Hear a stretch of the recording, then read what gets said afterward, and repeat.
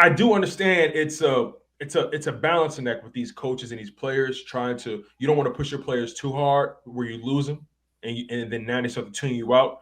And then at the same time, you don't want to be too soft on them where they sort of lose respect for you, and then you can get muted out once again. So, what's your thoughts on that balancing act as head coach? Because Nick Sirianni has been, he's starting to he's starting to be more welcoming to the idea of what a head coach is, and that's balancing a lot. You saw that with him actually handing over some of the play calling duties to Shane Steichen. So, what are your thoughts on Nick Sirianni as a coach in terms of balancing the players, their personalities, the practices, and also being comfortable with allowing Shane Steichen to take the lead when it comes to play calling? Yeah, I think it was Dave Zangaro of NBC Sports Philly that asked him the question about that play calling. Like, how do you put ego aside and let somebody else call the plays, especially if you're an offensive head coach? Like, this is not something that happens all the time where you're an offensive-minded head coach and then you're saying, thanks but no thanks, I'm not going to call the plays. Well, weren't you an offensive coordinator under Frank Reich? Don't you want to use some of that knowledge? It's like, yeah, his saving grace, to use that term again, is about what happens in the week leading up to the game.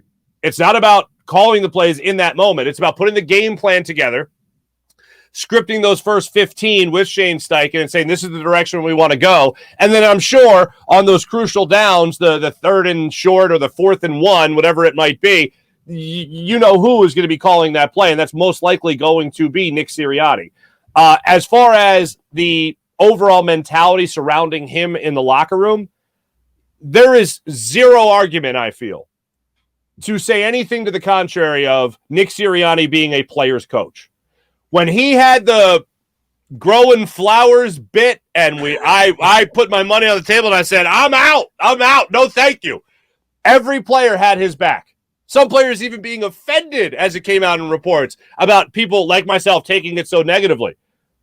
For me, you know what else has roots? Oak trees. Be an oak tree instead of being a daisy. You know what I'm saying? That might sound a little bit more like football.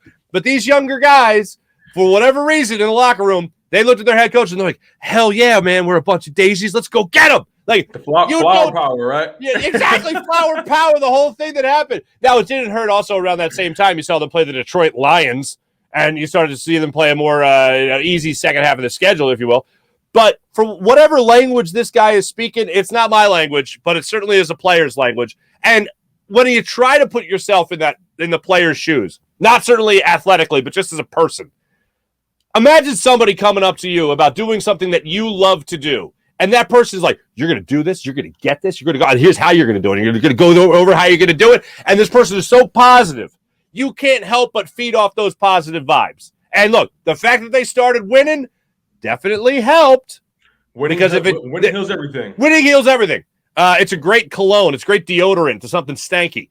So when it comes to all that, you got to look at it and say, all right, when it comes to the play calling, look, yes, you always want to hear that a coach's ego can be put aside for the overall good of the team. And this is what the head coach of the football team thinks needs to happen to make this a better football team. When you talk about being a leader of men, he certainly seems like he is that guy. So I like what Nick Sirianni has done. But to revert back to the practice schedule real quick, I do find it wildly interesting that his quarterback, who has been working his ass off all off season, and he's been meeting with guys in Southern California. Tom House. Thank you, Tom House. Yeah, that's the name I'm looking for.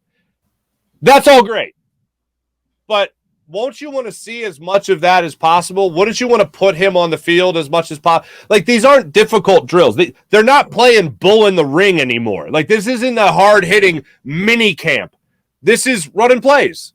This is, let me see how sharp you are.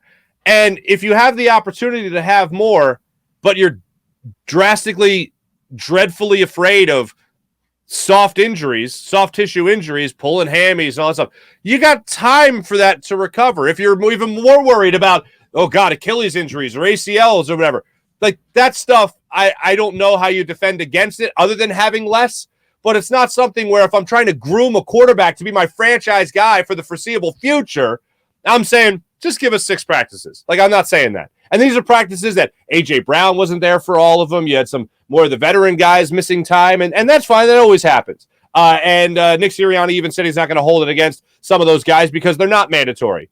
But the guys that do consider a mandatory, or the guys that are like, this is absolutely mandatory because it's mandatory that I get better. And I think Jalen Hurts is a guy that show up to every single one of them, and a guy that would go out there looking to show you how much he did work on his ball and how much he did work on his throw in the offseason.